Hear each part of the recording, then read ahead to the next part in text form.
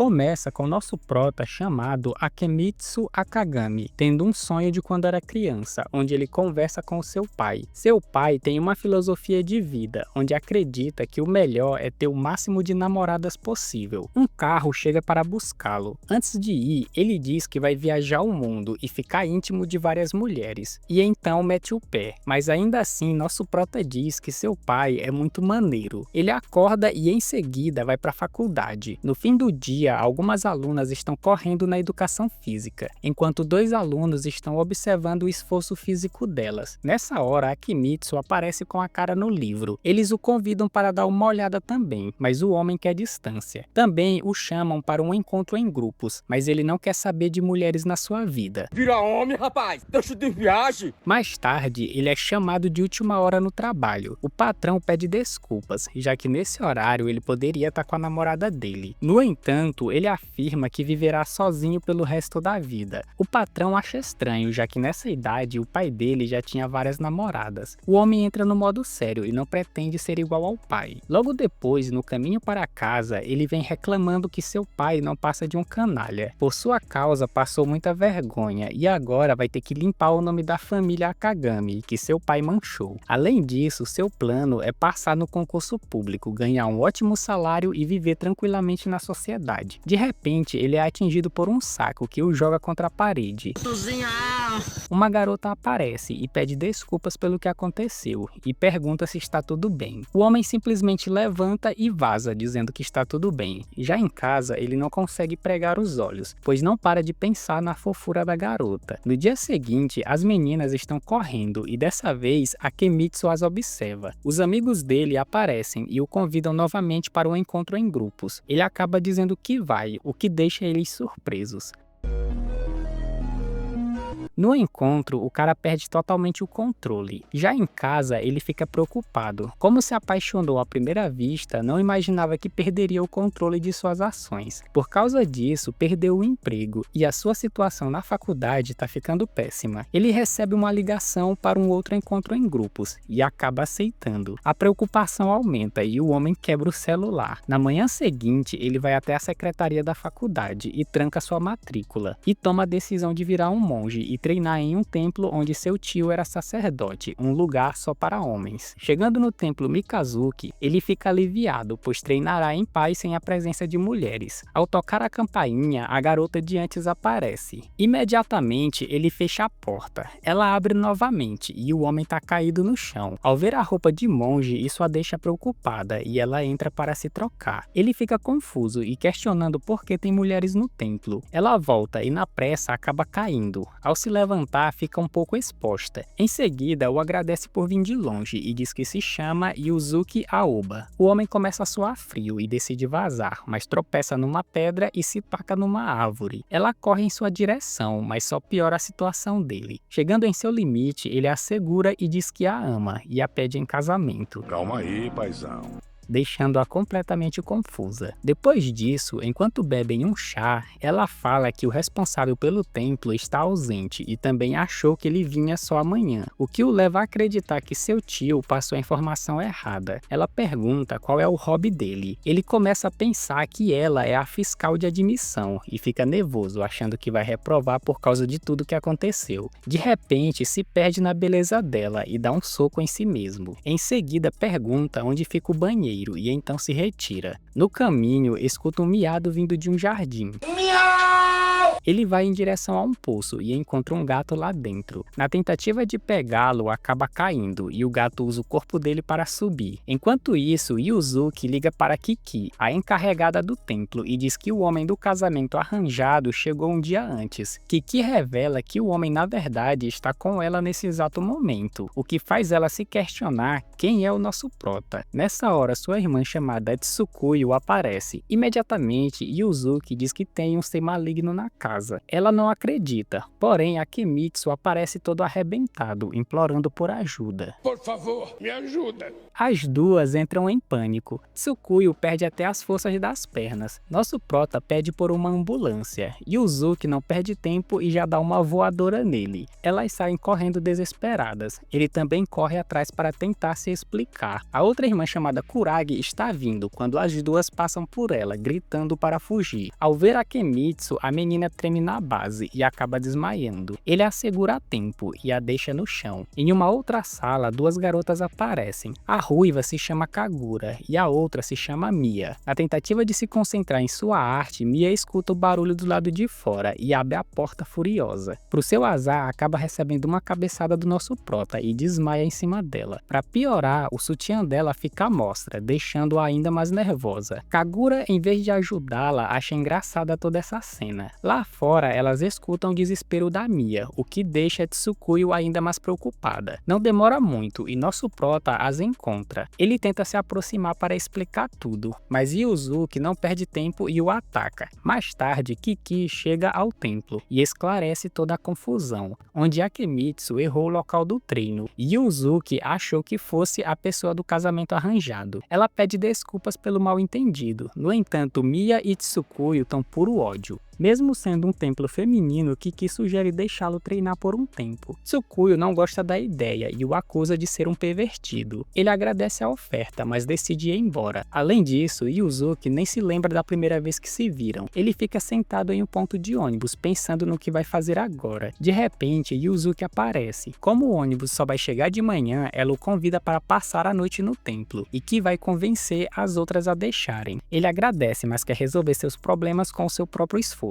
Ela senta no banco e acaba revelando que também se lembra da primeira vez que se viram. Aproveitando o momento, ele se apresenta e ela faz o mesmo. Porém, o seu sobrenome Akagami lhe chama a atenção. Minutos depois, ele está ajoelhado na entrada do templo, pedindo perdão pela dívida de 20 milhões que seu pai deixou. Mia fica pistola e começa a atirar flechas nele. Como ele não pode pagar um valor tão alto, Yuzuki tem a brilhante ideia de fazê-lo pagar com seu corpo. As meninas ficam sem reação e o homem fica desesperado. O nervosismo bate e ela explica que ele vai pagar a dívida trabalhando lá.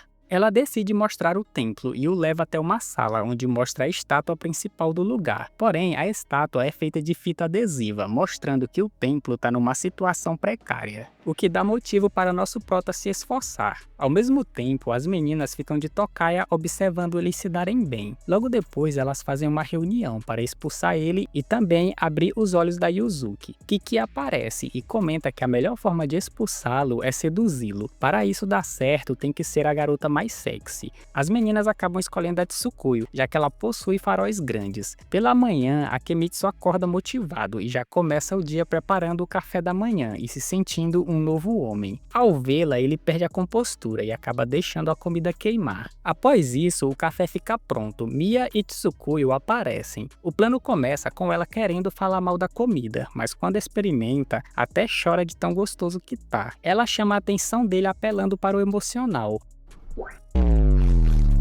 O homem fica paralisado. Ela diz que tem muitos serviços para ele fazer. Minutos depois, ele aparece vestindo roupas de ajudante. A verdade é que essas roupas são de verão, ou seja, usá-las em pleno novembro será um inferno. O que ela não esperava é que ele acabou gostando da roupa. O primeiro trabalho é a faxina, mas o homem é uma máquina de limpeza e termina tudo em um piscar de olhos. O próximo é organizar a contabilidade do templo, mas o homem também é especialista em TI e resolve na hora.